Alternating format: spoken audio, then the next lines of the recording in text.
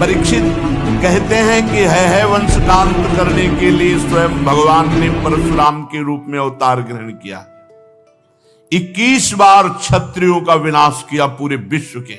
राजा परीक्षित ने पूछा, प्रभु क्या अपराध हो गया क्षत्रियों से कि भगवान परशुराम जी ने 21 बार घूम घूम करके पूरे भूमंडल से क्षत्रियों का विनाश किया। श्री सुखदेव जी महाराज कहा कि परीक्षित, ये उन दिनों की बात है जिस समय है वंश का अधिपति शास्त्राबाहु अर्जुन, वो एक महान बलवान श्रेष्ठ राजा था और खास बात उसने दत्तात्रेय जी को प्रसन्न कर लिया था, अवधूत शिरोमणि दत्तात्रेय जी, और उनसे 1000 भुजाएं, कभी शत्रु से युद्ध में पराजित ना होना, कभी कोई ऐश्वर्य की कमी ना होना, जो इच्छा करे वो प्राप्त हो जाना, ये सब वरदान प्राप्त किए थे भगवान दत्तात्रेय जी से। अब अबाध बल, अतुल संपत्ति, तेजस्विता, वीर, कीर्ति, शारीरिक बल, सब कुछ दत्तात्रेय जी से प्राप्त हो गया था। एक तरह से वो महायोगेश्वर खुद बन गया था दत्तात्रेय जी की कृपा से। शास्त्राबाहु अर्जुन वो ऐसी सिद्धियां जान गया था कि सूक्ष्म से सूक्ष्म, स्थूल से स्थूल वो शरीर धारण कर लेता। बड़ी सिद्धियां उसकी, वो वायु की तरह कहीं भी पहुंच जाता। ऐसी सिद्धियां दत्तात्रेय जी से प्राप्त की। एक बार एक गले में वैजंती माला डालकर बहुत सी सुंदर स्त्रियों के साथ नर्मदा जी में जल विहार कर रहे थे और उधर रावण नर्मदा के किनारे दिग्विजय करते हुए अपने तंबू लगाए हुए था। 500 भुजाएं इधर, 500 भुजाएं इधर, पूरी नर्मदा के जल को रोक दिया शास्त्राबाहु अर्जुन ने। रावण का शिविर डूबने लगा उधर। तो रावण ने पूछा, बिना वर्षा के कैसे बाढ़ आ गई उल्टा? बोले, महाराज एक वीर है जो स्त्रियों के साथ जल में खेल रहा, खेलते खेलते नर्मदा को उल्टा प्रवाहित कर। तो उनका हमसे बड़ा वीर कौन है? रावण बड़े घमंड में गया, अपने को बड़ा वीर मानता था और जाके शास्त्राबाहु अर्जुन से अब वीरता की बातें करने लगा। तो उन स्त्रियों को प्रसन्न करने के लिए खिलवाड़ में तो ऐसे रावण को पकड़ लिया शास्त्राबाहु अर्जुन ने, बंदर के समान एक पिंजड़े में बंद करके, और अपनी राजधानी माहिष्मती ले जा करके जहां घोड़े थे वहां पिंजड़ा रख दिया। पिंजड़े में 10 खोपड़ी वाले रावण को 20 भुजा, 1000 भुजा वाला शास्त्राबाहु अर्जुन, और सब सिद्धियां प्राप्त किए। तब महाराज पुलस्त जी को पता चला कि दिग्विजयी रावण घोड़सार में एक पिंजड़े में बंद है। तब जाके शास्त्राबाहु अर्जुन के सामने गए तो शास्त्राबाहु अर्जुन ने पूजन किया, क्योंकि पुलस्त ऋषि, तो उन्होंने आज्ञा करी कि छोड़ दो, हमारा नाती है। छोड़ दिया रावण को। अब शास्त्राबाहु अर्जुन का अभिमान बढ़ता चला गया, क्योंकि दिग्विजयी रावण जैसे को बंदी बना लिया। अब वो एक दिन शिकार खेलने के लिए अपने परिकर के साथ जंगल में गया तो प्यास लगी। तो पास में जमदग्नि जी का आश्रम था। तो जमदग्नि ऋषि के आश्रम में पहुंचे। मुनि ने देखा कि बहुत बड़ा राजा आया हुआ है, तो इसका स्वागत, राजा भगवान का स्वरूप है। अब जंगल में वो एक कंदमूल फल, तो कामधेनु जमदग्नि जी की गाय का नाम था। जो इच्छा करो वो प्रकट कर दे। अब मंत्री, सेना और राजा का स्वागत करना है, तो वैसे ही सेवक, वैसे ही सामग्री, सब व्यवस्था। शास्त्राबाहु अर्जुन ने कहा कि बाबा जी के पास ऐसी व्यवस्था कहां से हो सकती है कि इतने सैनिक, इतने सेवक, इतनी धातुओं के पात्र और भोजन सब? बोले, कहीं कोई रसोईया नहीं, सब एक गाय का चमत्कार है। बोले, ऐसी गाय तो हमारे पास होनी चाहिए, संत के पास क्या?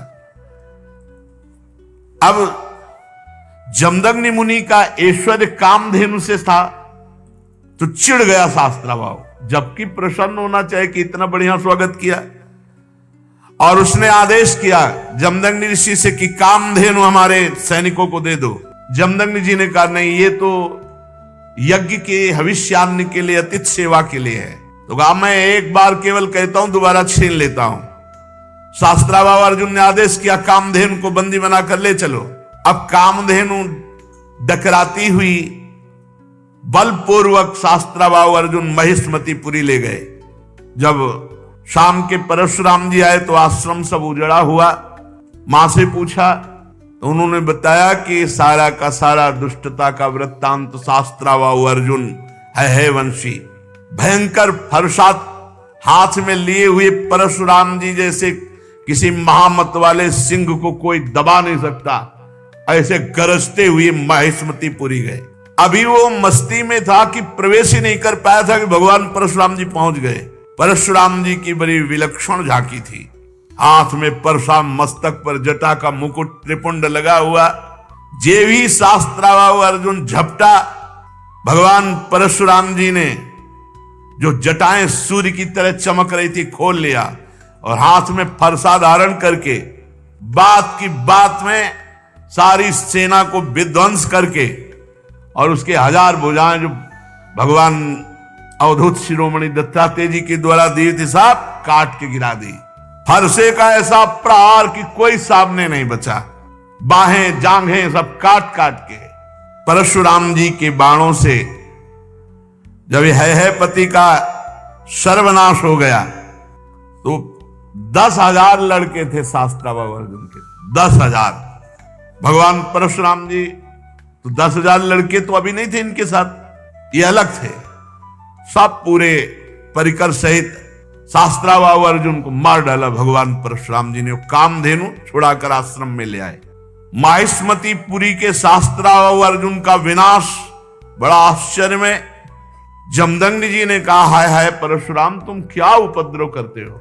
अरे राम राम, वो राजा था, गाय ले जा रहा था, ले जाने देते, तुमने हत्या क्यों कर दी? राजा सर्वदेवमय होता है, तुमने अपराध किया।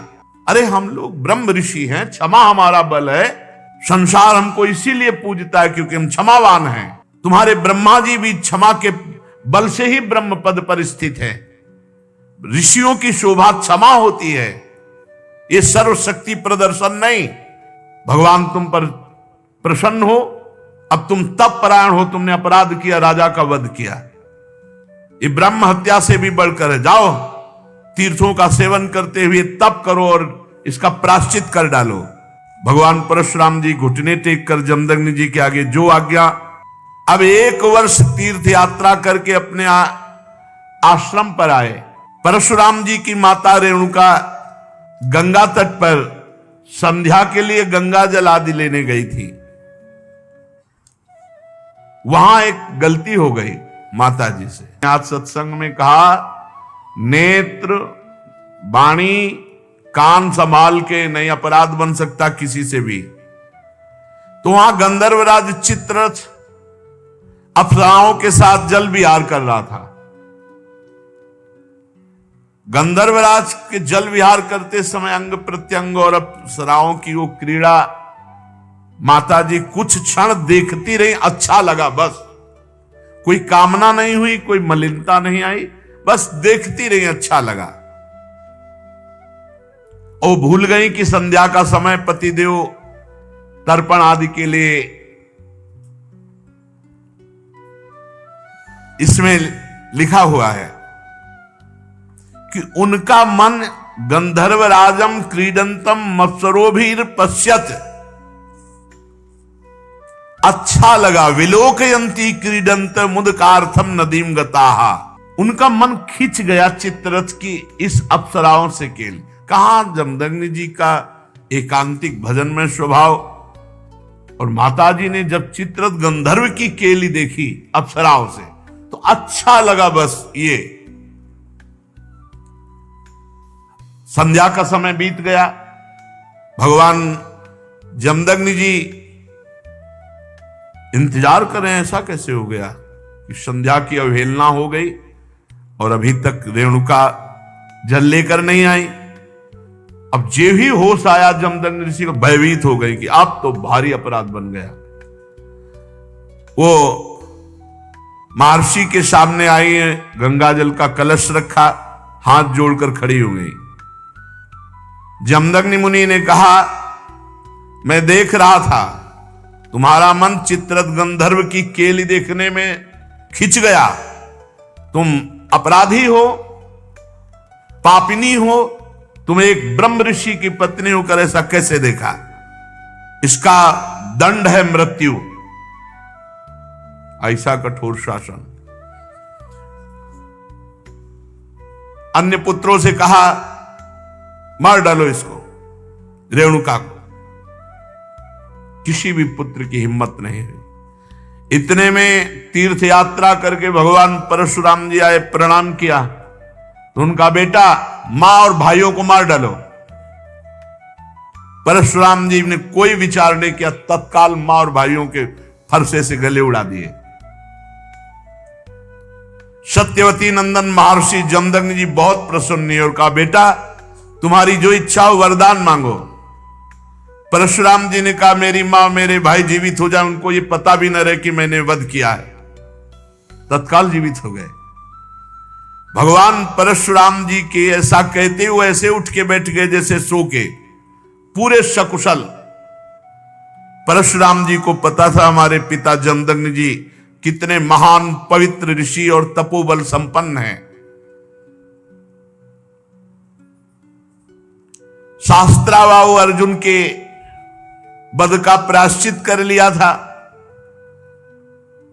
परशुराम जी एकांत आश्रम के कोने में बैठकर ध्यानस्थ थे।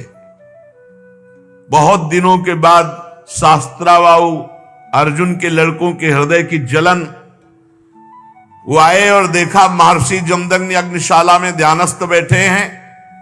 उनको बाहर की कोई शुद्ध नहीं, वो सब प्लान बना के आए थे। पूरे आश्रम को उजाड़ दिया और माता रेणुका बड़ी दीनता से प्रार्थना कर रही थी, एक भी बात ना मानी और जमदग्नि जी का सिर काट ले गए। जमदग्नि जी ध्यानस्थ थे। बड़े नीच कार्य किए आश्रम में। रेणुका जी चीख पड़ी, बेटा परशुराम। ध्यानस्थ थे भगवान परशुराम जी। उनका मां का करुण क्रंदन, भागे फरसा लेकर। जब नजदीक आए तो देखा जमदग्नि जी का सर काट ले गए।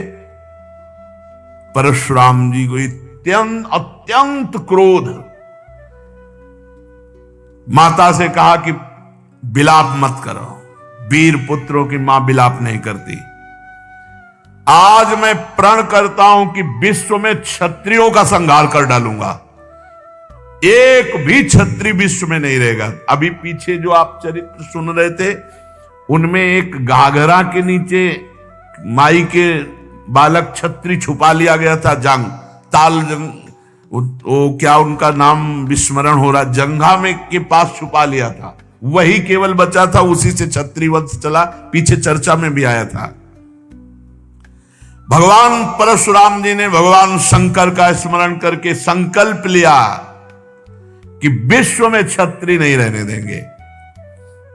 परशुराम जी माहेश्मतीपुरी में गए और 10,000 पुत्रों के अलग अलग सर काट करके रख दिए और पूरे नगर का विनाश कर दिया। भारी पर्वत ऐसे सिर का मुंड ऐसे इकट्ठा कर दिए काट काट के, और कहते जाते ब्रह्मघाती तुम्हारा विनाश परशुराम करेगा। रक्त की नदी बहा दी, इतने काटे। जो राजा थे, क्षत्रिय थे, ब्राह्मण द्रोही क्षत्रियों का हृदय कांप उठा। भगवान वर्तमान में जो क्षत्रिय असुर स्वभाव वाले हो गए थे, उनके विनाश के लिए ही प्रकट हुए थे।